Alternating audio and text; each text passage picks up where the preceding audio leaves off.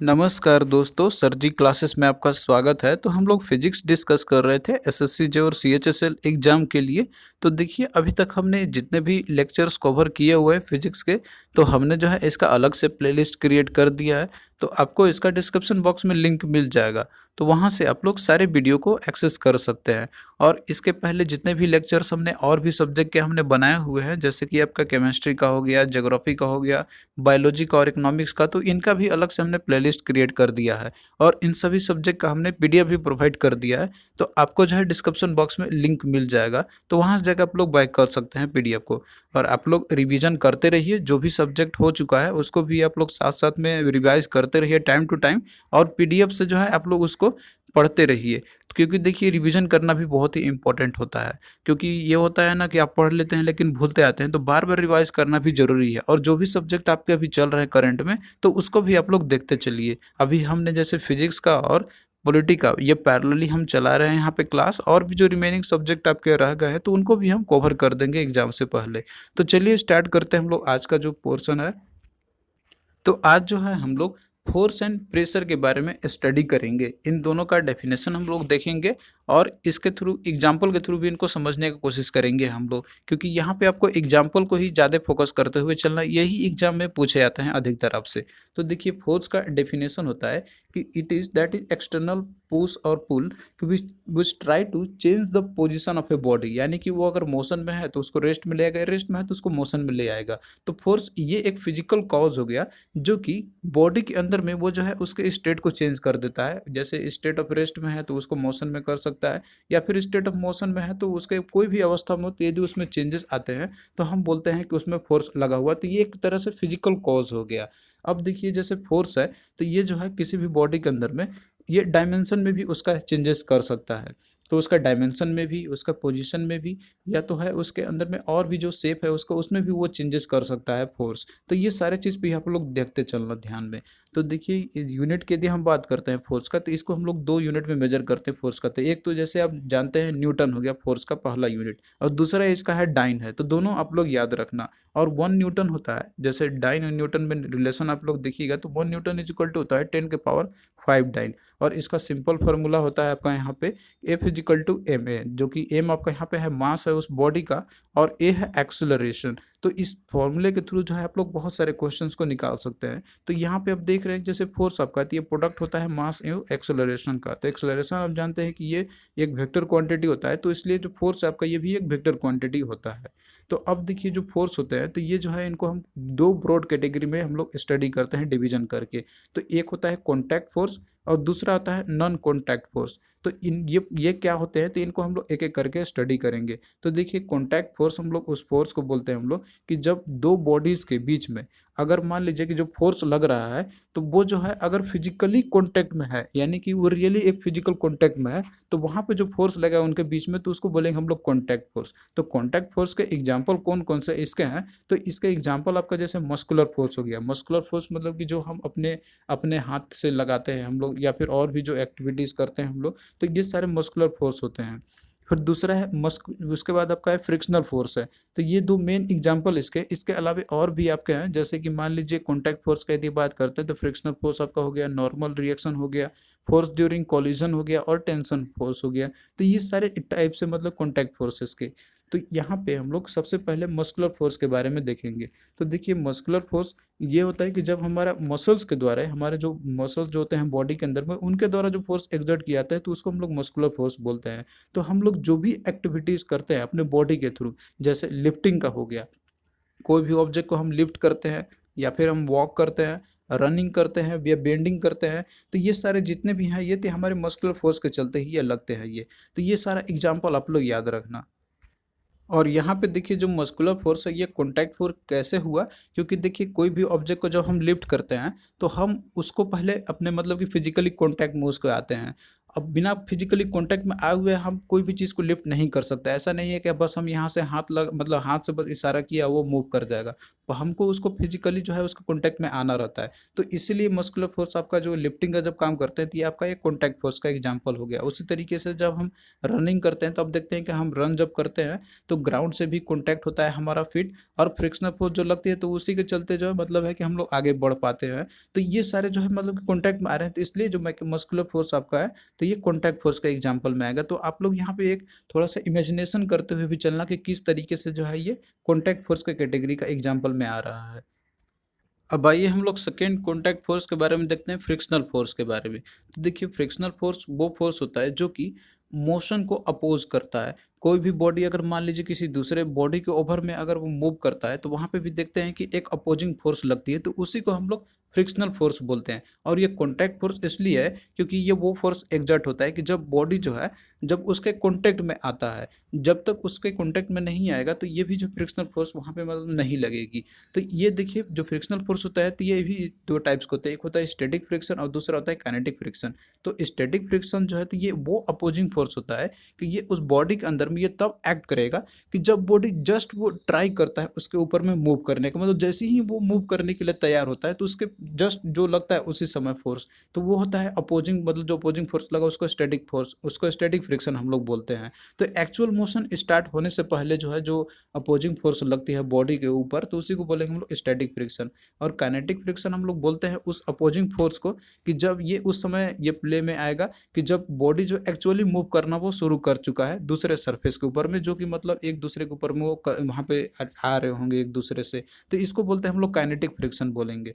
तो static friction और kinetic friction जो है तो इसका एग्जांपल आप यहाँ पे देख सकते हैं। जैसे मान लीजिए कोई ऑब्जेक्ट है, हमने मान लीजिए इसको इस डायरेक्शन में फोर्स हमने लगाया हुआ है तो मोशन इसका इस डायरेक्शन होना चाहिए, लेकिन जो फ्रिक्शन फोर्स होता है तो ये जो है जस्ट उसके अपोजिट में लगती है फ्रिक्शन फोर्स, तो इसीलिए इसको बोलते हैं हम लोग अपोजिंग फोर्स बोलते हैं। तो फ्रिक्शन फोर्स वो चाहे कोई भी आपका हो, स्टैटिक हो या फिर काइनेटिक हो, तो वो दोनों जो है अपोजिंग नेचर में ही लगेगा, मतलब अपोजिट ही लगेगा जिस डायरेक्शन में फोर्स अप्लाई कर रहे होंगे। तो अब देखिए जो काइनेटिक फ्रिक्शन जो होता है ये, तो ये दो टाइप्स के होते हैं। तो एक आपका होता है स्लाइडिंग फ्रिक्शन और दूसरा होता है रोलिंग फ्रिक्शन। तो स्लाइडिंग और रोलिंग में डिफरेंस क्या है, तो ये चीज़ आप लोग एग्जांपल के थ्रू इसको आप समझ सकते हैं कि जैसे देखिए कोई बॉडी है, ये जो है दूसरे सरफेस के ओवर में स्लाइड करता है तो उस समय स्लाइडिंग फ्रिक्शन लगेगी। जैसे इसका एग्जांपल आपका है कि हम लोग अपना जो हाथ को अगर रब करते हैं मतलब कि हाथ को अगर हम रगड़ते हैं वहाँ पे जिससे कि हीट क्रिएट होता है, तो ये आपका एग्जांपल है स्लाइडिंग का।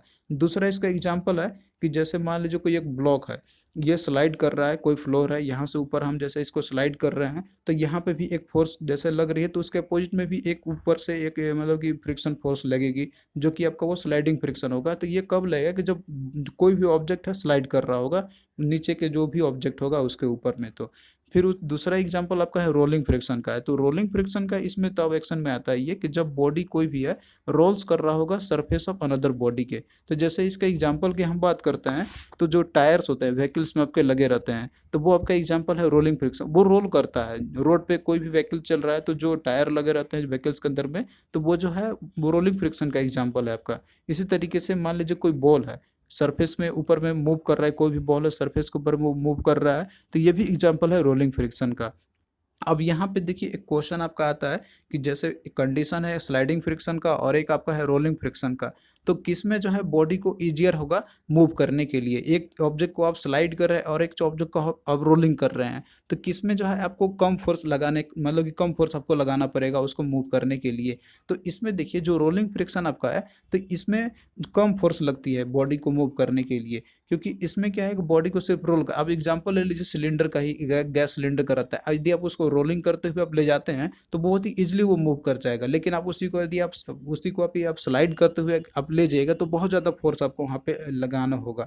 तो इस तरीके से जो है बॉडी को रोल करना ईजियर होता है देन कि उसको स्लाइड करना, क्योंकि देखिए जो स्लाइडिंग फ्रिक्शन जो होता है तो ये ग्रेटर होता है रोलिंग फ्रिक्शन के कंपैरिजन में।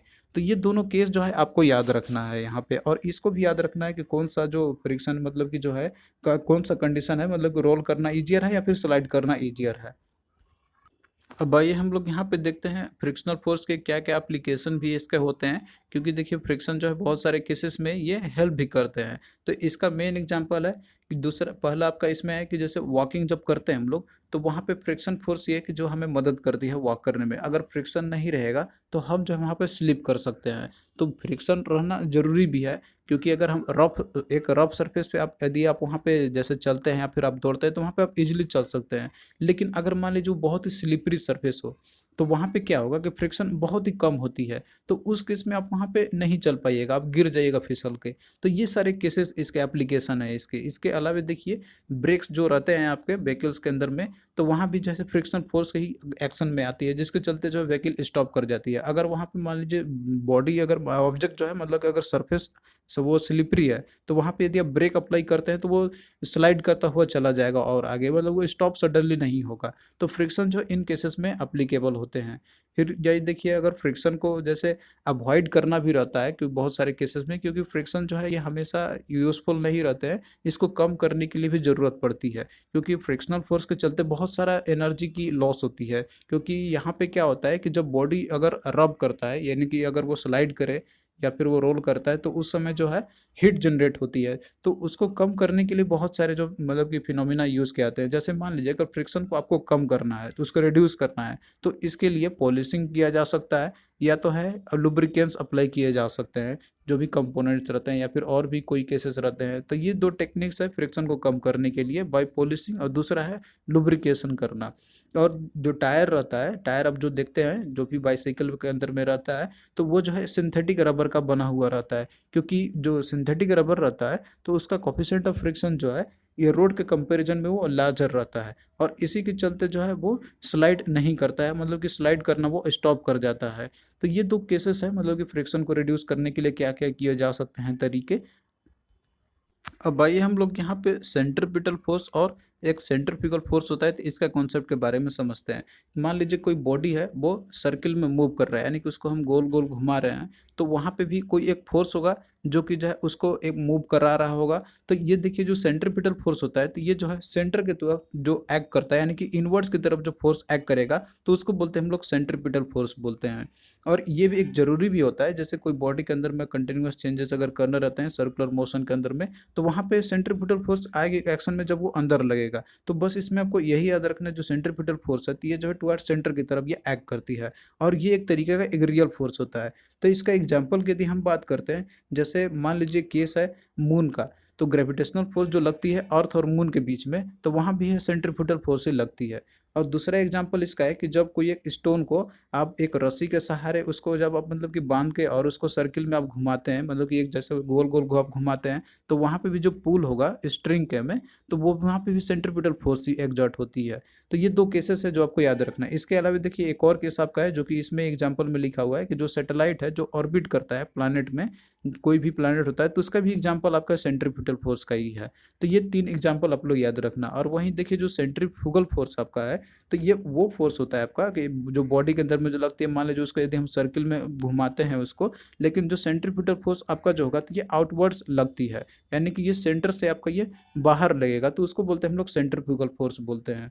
और ये जस्ट अपोजिट होता है आपका सेंट्रीपिटल फोर्स के।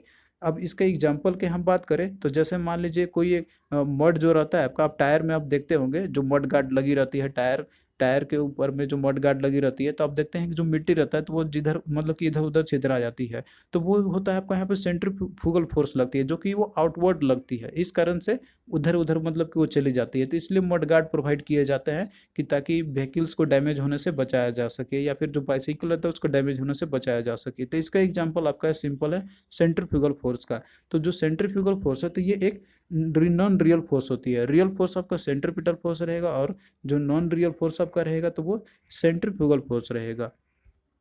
अब आइए देखते हैं हम लोग नॉन कॉन्टैक्ट फोर्स के बारे में। आपने वहाँ पे कॉन्टैक्ट फोर्स में देखा कि कोई भी जैसे दो ऑब्जेक्ट है तो दो फिजिकल कॉन्टैक्ट में आपस में रहते हैं तो तभी वहाँ पे फोर्स लगती है, तो उसको बोलते हैं हम लोग कॉन्टैक्ट फोर्स। लेकिन जो नॉन कॉन्टैक्ट फोर्स होगा तो ये इस तरह के इन्वॉल्व होंगे कि जहाँ पे जो है ऑब्जेक्ट के बीच में कोई भी फिजिकल कॉन्टैक्ट नहीं होगा। दो ऑब्जेक्ट रहेंगे तो वो रहेंगे एम्प्टी स्पेस में रहेंगे, तो इस तरीके से जो फोर्स आपका लगेगा यहाँ पे, तो वो जो है एम्प्टी स्पेस में लगेगा। तो उसको बोले हम लोग नॉन कॉन्टैक्ट फोर्स। तो इसका एग्जांपल आपका जैसे दिया, आपका ग्रेविटेशनल फोर्स हो गया, मैग्नेटिक फोर्स हो गया, इलेक्ट्रोस्टैटिक फोर्स हो गया और न्यूक्लियर फोर्स हो गया। तो ये सारे जहाँ भी फोर्स लगेंगे तो बिना दो ऑब्जेक्ट है आपस में फिजिकल कॉन्टैक्ट में आए हुए ही ये लगेंगे। तो पहला जैसे एग्जांपल आपका पहला इसका देखिए दिया हुआ जैसे ग्रेविटेशनल फोर्स है, तो ग्रेविटेशनल फोर्स जैसे ग्रेविटी भी इसको बोलते हैं हम लोग, तो ये अट्रैक्शन फोर्स होता है, जो कि कोई भी ऑब्जेक्ट होता है, कोई कोई भी ऑब्जेक्ट है जिसके अंदर में मास होती है, तो इस सराउंडिंग्स में मतलब कि इस इन्वायरमेंट में या फिर जो पूरे अर्थ में जितने भी ऑब्जेक्ट होते हैं जिसकी मास होती है, तो सभी में ये अट्रैक्टिव फोर्स लगती है, फोर्स ऑफ ग्रेविटी। तो ये होता है स्ट्रेंथ ऑफ ग्रेविटी, ये एक अट्रैक्टिव फोर्स होता है जो कि अर्थ जो है जितने भी ऑब्जेक्ट होते हैं उन सारे के ऊपर में लगाती है, और इसी के चलते जो है वो आके जो है नीचे आ जाते हैं, सरफेस पे आ जाते हैं, फॉल करते हैं। तो इसका एग्जांपल आपने देखा भी होगा, कोई भी पेड़ के ऊपर में जो फॉल रहता है तो वो नीचे ही आके गिरते हैं। इसके अलावा कोई भी ऑब्जेक्ट आप ऊपर फेंकते हैं तो वो नीचे ही आपका आ जाता है। तो ये जो है सब ग्रेविटी फोर्स के चलते, क्योंकि जो ग्रेविटी जो अर्थ है तो वो एक ग्रेविटेशनल फोर्स लगाती है उसको नीचे आने में। तो इसका एग्जांपल आप देख सकते हैं, दो बॉल है, ये जैसे आप बॉल जब रहते हैं आप ऊपर फेंकेंगे या फिर जो बॉल आपस में या कांटेक्ट में आ जाते हैं तो ये ग्रेविटेशनल फोर्स के चलते। तो ये सारा केस है जो आपको आगे देखना होगा और इसको आगे डिस्कस करेंगे हम लोग। तो देखिए जो ग्रेविटेशनल फोर्स है तो ये सबसे वीकेस्ट फोर्स होता है जितने भी एग्जिस्टिंग फोर्स होते हैं नेचर के अंदर में। तो ये भी क्वेश्चन आपसे पूछा गया है बहुत बार। तो ग्रेविटेशनल फोर्स ये क्या आपका हो जाएगा, वीकेस्ट फोर्स हो जाएगा, सबसे मतलब कि जितने भी फोर्स एग्जिस्ट करते हैं इस नेचर में। फिर उसके बाद अगला आपका दिया हुआ इसमें मैग्नेटिक फोर्स है। तो मैग्नेटिक फोर्स जो है तो ये दो मैग्नेट के बीच में जो फोर्स आपका लगता है तो उसी को बोलते हैं हम लोग मैग्नेटिक फोर्स बोलेंगे। तो मैग्नेटिक फोर्स देखिए ये आपका एक रिपल्सिव फोर्स भी आपका हो सकता है ये, और ये आपका अट्रैक्टिव फोर्स भी हो सकता है। तो ये डिपेंड करेगा कि कौन सा पोलरिटी जो है उनके बीच में है। फिर उसके बाद अगला आपका है इलेक्ट्रोस्टैटिक फोर्स है। तो इलेक्ट्रोस्टैटिक फोर्स जो आपका है तो ये जो है इसको हम लोग कूलम्ब फोर्स भी बोलते हैं हम लोग। तो ये अट्रैक्टिव और रिपल्सिव फोर्स दोनों हो सकता है बिटवीन टू चार्ज ऑब्जेक्ट के बीच में, इलेक्ट्रिकली चार्ज ऑब्जेक्ट होने चाहिए। फिर अगला देखिए न्यूक्लियर फोर्स है। तो जो न्यूक्लियर फोर्स है तो ये एक शॉर्ट फोर्स होता है बेसिकली, यानी कि शॉर्ट डिस्टेंस में लगने वाला ये फोर्स होता है, जो कि ये जो है दो फंडामेंटल पार्टिकल्स जब रहेंगे न्यूक्लियस के अंदर में तो उनके बीच में ये लगेगी। तो जो भी फंडामेंटल पार्टिकल्स होते हैं न्यूक्लियस के बीच में तो उनके बीच में जो फोर्स लगे तो वो न्यूक्लियर फोर्स आपका होता है। तो अब इस तरीके से देखिए जो नॉन कॉन्टैक्ट जो फोर्स होते हैं तो यदि आप इसको अरेंज करना चाहेंगे कि कौन सबसे ज़्यादा स्ट्रेंथ का होता है तो उसमें आपका न्यूक्लियर फोर्स सबसे ज़्यादा रहेगा। उसके बाद आपका इलेक्ट्रोस्टैटिक, फिर मैग्नेटिक फोर्स और उसके बाद ग्रेविटेशनल फोर्स। तो सबसे जो weakest force non contact force जो आपका होता है सबसे वीकेस्ट में तो वो आपका हो जाएगा ग्रेविटेशनल फोर्स, और सबसे स्ट्रॉन्गेस्ट जो आपका होता है तो वो न्यूक्लियर फोर्स होता है। तो आप इसको याद रखना, इस पे में आपसे क्वेश्चन पूछा जा सकता है। अब आइए हम लोग यहाँ पे क्वेश्चंस करते हैं जो कि आपके प्रीवियस ईयर में क्वेश्चन पूछे गए थे। तो पहला क्वेश्चन देखिए कि dash is an example for non contact force. तो नॉन कॉन्टैक्ट फोर्स का एग्जाम्पल कौन सा है इसमें से। तो नॉन कॉन्टैक्ट फोर्स हम लोग उसको बोलते हैं कि जो दो ऑब्जेक्ट के बीच में बिना फिजिकल कॉन्टैक्ट के जो फोर्स लगते हैं उसको बोलेंगे हम लोग। तो यहाँ पे देखिए आपको दिया हुआ है magnetic force, frictional force, rolling ball या नॉन ऑफ द अबव। तो इसमें जो मैग्नेटिक फोर्स आपका है तो ये एग्जांपल आपका है नॉन कॉन्टैक्ट फोर्स का। और बाकी जो इसमें दिया आपका फ्रिक्शनल फोर्स, तो फ्रिक्शनल फोर्स तभी एक्शन में आता है कि जब कोई ऑब्जेक्ट उसके कॉन्टैक्ट में आए, या रोलिंग बॉल अगर हम बॉल को रोल करेंगे तो वहाँ भी जो है कॉन्टैक्ट फोर्स ही लगेगा। तो इस तरीके से ऑप्शन ए आपका करेक्ट हो जाएगा। फिर अगला क्वेश्चन देखिए कि a ball rolling on the ground is an example of. तो कोई बॉल है वो रोल कर रहा है ग्राउंड में, तो यहाँ पे जो है एग्जाम्पल किसका है। तो ऑप्शन में आपका दिया हुआ है gravitational force, non contact force या कॉन्टैक्ट फोर्स या नॉन ऑफ द एबव। तो ये आपका एग्जाम्पल हो जाएगा कॉन्टैक्ट फोर्स का, क्योंकि यहाँ पे फ्रिक्शन फोर्स लगेगी, बॉल आपको रोलिंग कराती है, रोलिंग फ्रिक्शन का आपका जैसे ये केस है। तो राइट आंसर क्या होगा इसका, ऑप्शन सी कॉन्टैक्ट फोर्स आपका हो जाएगा। फिर नेक्स्ट क्वेश्चन देखिए कि force acts on an object में चेंज। अब देखिए जो किसी भी ऑब्जेक्ट के ऊपर में अगर फोर्स लगती है उसके ऊपर में एक्ट अगर होती है तो उसमें क्या चेंजेस कर सकता है, उस अगर डायरेक्शन, शेप, स्पीड या ऑल ऑफ द अबव। तो देखिए अगर कोई भी ऑब्जेक्ट के ऊपर में अगर फोर्स लगती है तो उसका डायरेक्शन भी चेंज कर सकता है, उसका शेप भी चेंज कर सकता है, उसका स्पीड को भी चेंज कर सकता है। तो इस तरीके से आपका क्या हो जाएगा, इसका ऑल ऑफ द अबव हो जाएगा।